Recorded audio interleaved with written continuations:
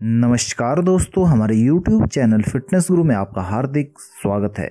यदि आप फेशियल करवाते हैं तो फेशियल करवाते समय आपको कुछ बातों का खास ख्याल रखना चाहिए, नहीं तो आपको भारी नुकसान उठाना पड़ सकता है। यदि आपको किसी समय शादी पार्टी में जाना हो तो सबसे पहले महिलाएं पार्लर जाकर फेशियल करवाने के बारे में सोचती हैं। वैसे भी 30 के बाद हर महिला को महीने में एक बार तो फेशियल करवाना ही चाहिए। इससे आपकी बॉडी रिलैक्स हो जाती है और चेहरे पर अलग ही किस्म का ग्लो आ जाता है। ब्यूटी पार्लर में कई तरीके के फेशियल होते हैं और हर कोई अपनी स्किन के हिसाब से उसका चयन करता है ताकि उनकी त्वचा दमकदार और स्वस्थ बनी रहे। फेशियल वह ब्यूटी प्रोसीजर होता है जिसमें त्वचा को अनेक चरणों जैसे कि cleansing, steaming, exfoliation, extraction, massage और फेस मास्क आदि की मदद से साफ और पोषित किया जाता है। फेशियल काफी लोकप्रिय है क्योंकि यह त्वचा को साफ करके पोषण देकर उसे मुलायम और नरम बना देती है। आप ब्यूटी सैलून या स्पा में फेशियल करा सकते हैं या आप खुद ही इसे घर पर भी कर सकते हैं। आज इस वीडियो के जरिए हम आपको बताएंगे कि फेशियल करते समय और फेशियल करने के पश्चात आपको किन किन सावधानियों को ध्यान में रखना चाहिए ताकि आपको इससे कोई नुकसान ना पहुँच सके। फेशियल प्रक्रिया की शुरुआत फेस क्लींजिंग से होती है, जिसके बाद त्वचा एस्थेटिशियन आपकी त्वचा के प्रकार और समस्या वाले हिसाब की जांच करते हैं और यदि आपको कोई त्वचा संबंधी समस्या है तो उसके समाधान हेतु लिए जा सकने वाले इनपुट्स के बारे में भी सलाह मशवरा जरूर करते हैं। फेशियल का सही चुनाव और उसका सही तरीका आपको आना चाहिए। फेशियल हमेशा त्वचा के प्रकार और समस्याओं के आधार पर ही किया जाना चाहिए। जैसे कि ऑयली त्वचा को क्ले मास्क की जरूरत हो सकती है, जबकि ड्राई त्वचा पर हाइड्रेटिंग मास्क की जरूरत होती है।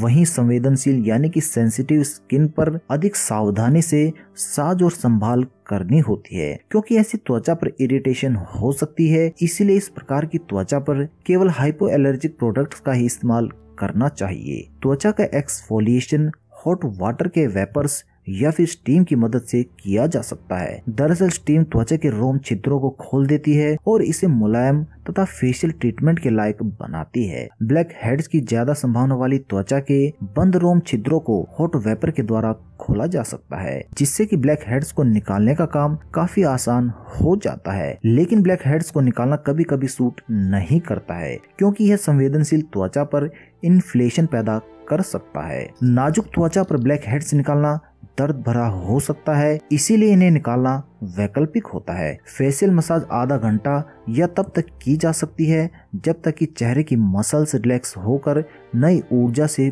भर ना जाए। यह रिलैक्सिंग तकनीक जो चेहरे पर खून के संचार को बढ़ाकर चेहरे को चमकदार बना देती है। फेस मास्क फेशियल का अंतिम चरण होता है जिसे कि आप अपने त्वचा के प्रकार के मुताबिक लगा सकते हैं। मास्क के सूखने के पश्चात आपको चेहरे को साफ करना होता है और एक टोनर या फिर मॉइस्चराइजर को आपको लगाना होता है। फेशियल करवाते समय जितना जरूरी आपके स्किन टाइप का ध्यान रखना होता है उतना ही जरूरी मौसम का भी रखना होता है। जैसे कि गर्मियों के मौसम में हमारे फेस से ऑयल ज्यादा निकलता है, इसीलिए आपको ऑयल कंट्रोल वाला फेशियल करना चाहिए। और सर्दियों के मौसम में रूखापन ज्यादा होता है, इसीलिए सर्दियों के मौसम में नमी देने वाला यानी कि हाइड्रेटिंग फेस मास्क की जरूरत होती है। इसीलिए आपको मौसम को ध्यान में रखते हुए फेशियल का चुनाव करना चाहिए। यदि फेशियल सही तरीके से किया जाए तो फेशियल के साथ कोई भी जोखिम नहीं होता है। फेशियल ट्रीटमेंट का महत्वपूर्ण नियम यह है कि त्वचा का प्रकार क्या है और त्वचा की जरूरत क्या होती है। संवेदनशील त्वचा वाले लोग किसी एलर्जिक रिएक्शन से बचने के लिए अपने एस्थेटिशियन से अपने त्वचा के प्रकार के बारे में पहले ही बात कर लेनी चाहिए। शादी हो या फिर पार्टी हो, किसी भी खास मौके पर खास दिखना भला कौन नहीं चाहता है। और खास दिखने की आपकी तैयारी अभी पूरी होती है जब मेकअप के अलावा आपकी त्वचा भी ग्लो करे और उसमें निखार आ जाए। इसके लिए फेशियल सबसे आसान और प्रभावी तरीका होता है।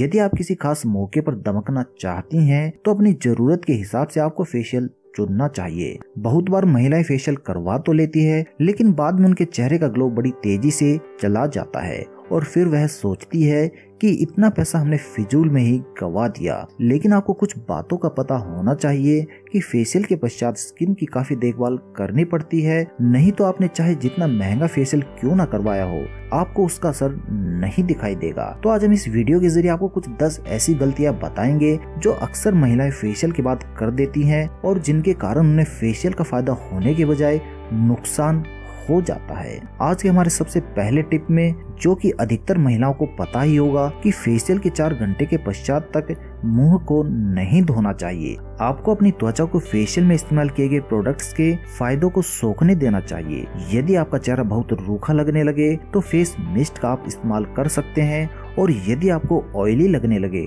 तो आप चेहरे पर ठंडे पानी के छींटे मार सकते हैं। लेकिन आपको अपना मुंह नहीं धोना चाहिए, और खासकर तो आपको फेस वॉश या किसी भी साबुन का प्रयोग तो बिल्कुल भी नहीं करना चाहिए।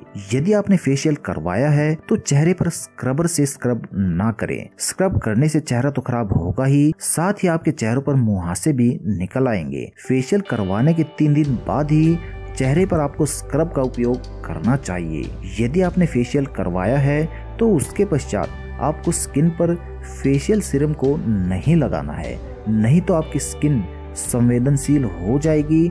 इसके अलावा इससे फेशियल के बाद आपके चेहरे पर मुहासे भी निकल सकते हैं। आपको फेशियल करवाने के बाद कम से कम 1 हफ्ते तक चेहरे पर सीरम नहीं लगाना चाहिए। आज की हमारी चौथी टिप यह है कि आपको फेशियल करवाने के पश्चात मेकअप कभी भी नहीं करना चाहिए। यह तो हर कोई जानता ही है कि मेकअप के आइटम में ढेर सारा केमिकल होता है। ऐसे आइटम यूज करने से आपकी सेहत पर बहुत बुरा असर पड़ सकता है। फेशियल करवाने के बाद कम से कम 72 घंटे तक मेकअप आप ना लगाएं। जी हाँ, 72 घंटे बीत जाने के बाद आप आराम से मेकअप कर सकती हैं। फेशियल करवाने के पश्चात आपको कभी भी मसाज नहीं करनी चाहिए। टॉप के फेशियल एक्सपर्ट का मानना है कि फेशियल के बाद मसाज ट्रीटमेंट नहीं लिया जाना चाहिए। इससे इन्फेक्शन हो सकता है और चेहरे पर कील मुहासे निकल सकते हैं। यदि किन्हीं कारणों की वजह से आपके चेहरे पर मुहासे आ जाएं, तो आपको उनको नहीं फोड़ना चाहिए। फेशियल करवाने के बाद अगर आपको लगे कि चेहरे पर मुहासे निकल आए हैं और आप उन्हें दबाकर फोड़ना चाहती हैं, तो ऐसा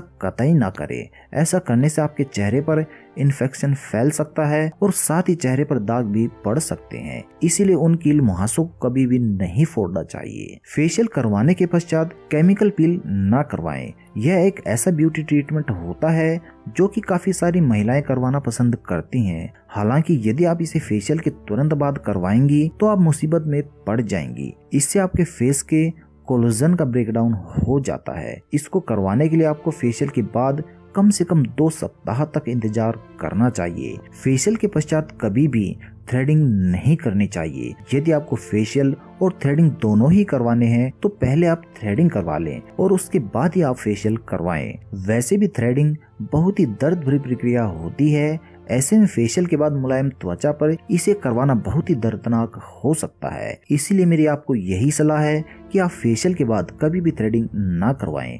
यदि आपने फेशियल करवाया है तो आपको धूप से बचना चाहिए। फेशियल करवाने के तुरंत पश्चात कभी भी आप धूप में ना निकले। इससे आपकी त्वचा पर बहुत ही आसानी से सनबर्न हो सकता है। अगर आपको निकलना बहुत ही ज्यादा जरूरी है तो आप मुंह को पूरी तरह से किसी कॉटन के कपड़े से कवर कर लें। फेशियल करवाने के तुरंत पश्चात आपको कभी भी वैक्सिंग नहीं करवानी चाहिए। फेशियल करवाने के तुरंत बाद कभी भी चेहरे पर वैक्सिंग न करवाएं, क्योंकि फेशियल के बाद चेहरे की सबसे ऊपरी त्वचा बहुत ही मुलायम और संवेदनशील हो जाती है और वैक्स करने से वो उधड़ सकती है। इससे आपको फेशियल के फायदों की बजाय काफी नुकसान हो सकता है। तो इस प्रकार से यदि आप फेशियल करवाती हैं तो आपको इन 10 बातों का बहुत ही अनुशासन के साथ पालन करना चाहिए, वरना आपको फेशियल के फायदों की बजाय उनसे नुकसान हो जाएगा। तो यदि आपको हमारी ये छोटी सी जानकारी पसंद आई हो तो कृपया इसे लाइक अवश्य करें और इस जानकारी को अपने मित्रों तक पहुंचाने के लिए